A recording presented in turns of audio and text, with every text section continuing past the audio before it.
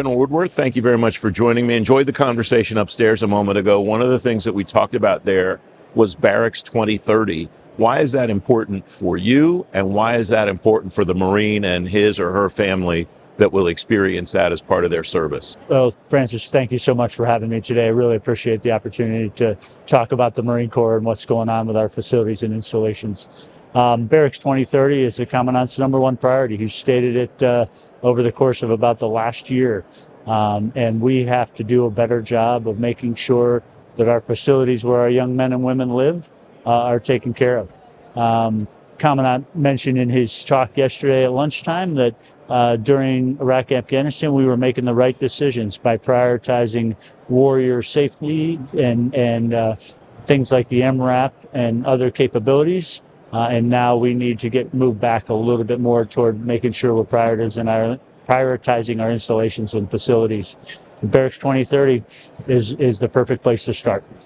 So we are really focused on making the space that these young men and women spend a lot of time comfortable, safe, healthy environment where they can rest, recuperate, and be ready for training the next day.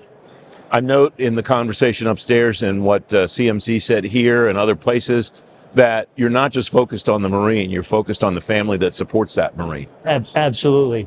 And whether that's a family that's back at home in middle America, or whether that's a family that lives on the installation or just off the installation, we've got to do our best to make sure that they're resilient and capable as well. Because as you know, when you go home to a comfortable environment where your family's happy and well cared for, that makes you better ready to show up at work the next day and do the mission. So we are working hard across the board to make sure that our young men and women are prepared to train and do what the nation calls when we send them overseas to do so. You said we have to do a better job. What will cause you at some future point to say we did a better job? What will you have accomplished in the interim? What will that Marine and his or her family have experienced that caused them to say and cause you to say they did a better job and things are better now than they were? It's a great question, and it's really hard to describe a specific end state. Like, I don't know that there's ever like a finish line, right? It's just a constant improvement. I think that this focus that the Commandant has right now on Barracks 2030, in particular, we've accepted conditions in the past that should not have been acceptable. Some of that is the grit of Marines, just suck it up kind of mindset that, it was bad for me when I was a young guy and it's bad for the new guy. And that's okay. We don't think that's okay anymore. We need to, they should go into somewhere. It doesn't have to be fancy, but it does have to be comfortable for them to live. What meets the mark there is, I would say, a average hotel room like profile, where they have a place that has all of the amenities that they need and that they can, relax in when they get into their off time. On the family side, we've spent a lot of times focused on housing here in the last couple of years. We made significant strides. Our partners in that have done an incredible job of taking care of our young men and women. There are some that fall through the cracks, and we want zero. There are some houses that aren't perfect, but we are getting after those on the base.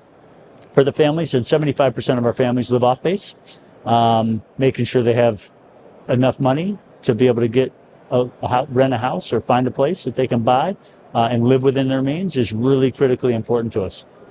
You used the term, in addition to quality of life regarding Barracks 2030, you used readiness term.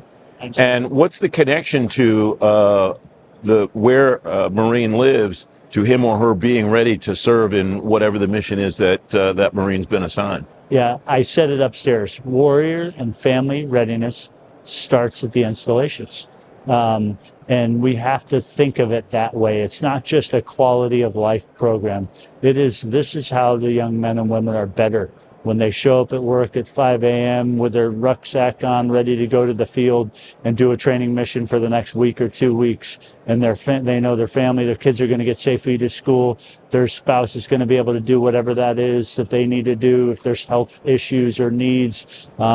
food is provided for, and they have all of the things that they need to make sure that they're ready to go in that daily grind. And if they're a single individual that lives in the barracks, that they know that their room is secure, and when they come back, their stuff's all going to be there, and they're going to be able to get back to relaxing and recovering from the mission.